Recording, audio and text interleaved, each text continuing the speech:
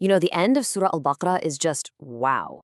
It's this incredible journey that takes us from something as worldly as financial laws all the way to the most intimate, personal prayer you can imagine. It really shows how Islam connects every single part of our lives. So let's dive into this profound guidance together. So here's how we're going to break it down. We'll start with the condemnation of riba, then the serious warning that comes with it. After that, we'll look at the blueprint for just financial dealings, the verse of the debt. Then we'll shift gears to the core pillars of our faith and wrap it all up with a believer's prayer. All right, let's get right into it. The first section is all about the condemnation of riba. And right away, the Quran lays down this really stark contrast between the path of usury, which is seen as totally destructive, and the path of charity, which is all about growth and blessing. Man, this first verse hits you with such a powerful image. It says that people who live off of interest, on the day of resurrection, they'll stand up like someone who's been beaten by Satan into insanity. It's a shocking comparison, right? And Maudity explains this isn't just some poetic flourish. It's describing a real state of being, a kind of madness. The greed becomes so all-consuming that a person literally can't see the immense harm they're causing to society. They're just completely blinded by personal gain. Okay, so you've probably heard the argument, well, isn't interest just another form of trade? The Quran tackles this head-on and just completely takes it apart. And it's actually pretty simple when you look at it. In a normal, fair trade, both people are in it together. They share the potential for profit, but they also share the risk. With riba, or usury, it's completely one-sided. The lender gets a guaranteed profit, no matter what. All the risk, every bit of uncertainty gets dumped on the borrower. And that fundamental imbalance, that injustice, is exactly why they are not and can never be the same thing. And this next verse really gets to the heart of the matter. It lays out this divine principle, almost like a law of nature. The Urdu translation is so beautiful. It says Allah destroys riba and makes charity grow. And this isn't just some abstract spiritual idea. It's meant to be a real, observable economic and social truth. Think about it. Usury pulls wealth into fewer and fewer hands, which breeds selfishness and eventually causes the system to rot from the inside. But charity? It does the exact opposite. It keeps wealth flowing, it builds compassion, and it leads to real, sustainable growth for everyone. Okay, so we've seen why riba is forbidden, but now the stakes get raised. Big time. What we're about to see is one of the most severe, most intense warnings in the entire Quran. This is way beyond just a sin. Just let that sink in for a moment. A war from Allah and His Messenger. This isn't talking about some punishment way off in the future. This is a declaration of war, right here, right now. It means that to insist on dealing with riba is to literally put yourself at war with God and His Messenger. You're actively fighting against the system of justice and mercy that God wants for the world. It's no wonder that after this verse came down, usury was treated as a major crime in the Islamic State.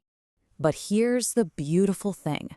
Even with a warning that severe, Allah immediately provides a way out. A path of repentance that's all about justice and mercy. It's simple. If you repent, you get your original money back. Your principal. That's it.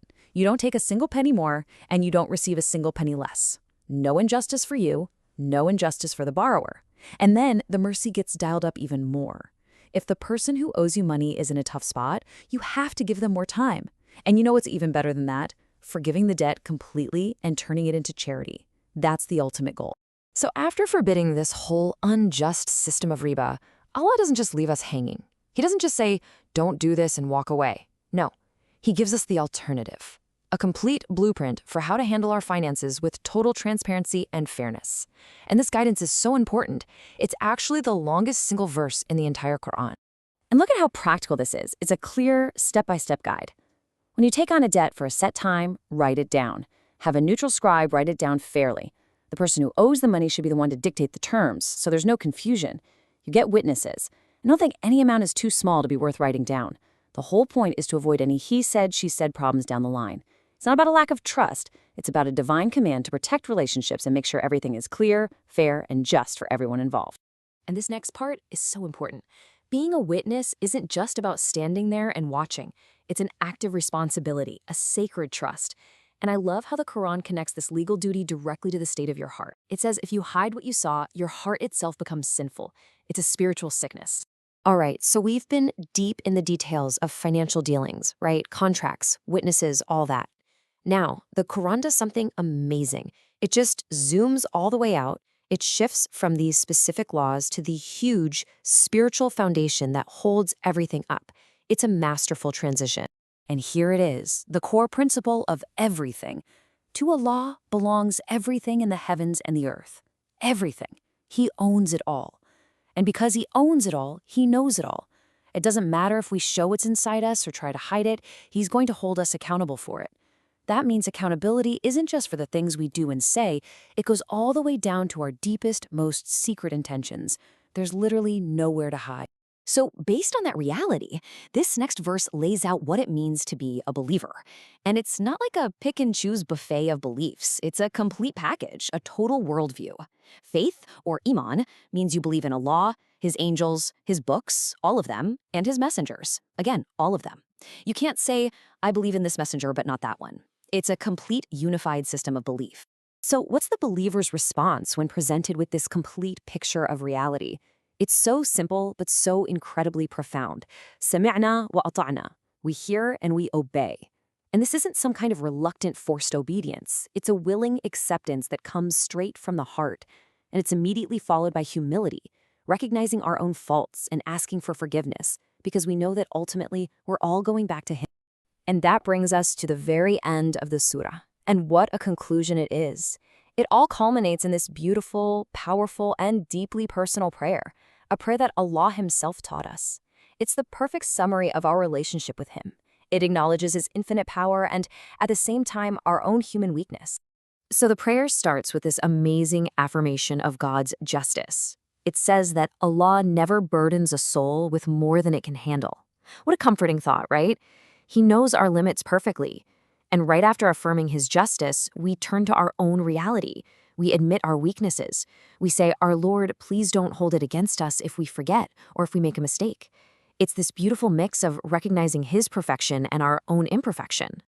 Then the plea gets even more humble. We ask our Lord not to put a burden on us like the one he put on the people who came before us. This is basically acknowledging that past nations face some incredibly severe tests, often because of their own actions. And we're saying, Ya Allah, we know we're weak. Please be lenient with us. Don't test us like that. And it continues with this total expression of reliance on Allah. Our Lord, don't burden us with something we just don't have the strength to bear. We're admitting that any strength we have comes only from him. And then we ask for the three things that we need more than anything else. First, pardon us for our shortcomings and failings. Then, forgive us for our deliberate sins. And finally, have mercy on us. Cover us with your infinite compassion. And the prayer finishes with this incredible, powerful declaration. Anta Maulana, you are our protector, our master, our closest ally. And because you are our protector, then help us. Give us victory over the people who reject the truth.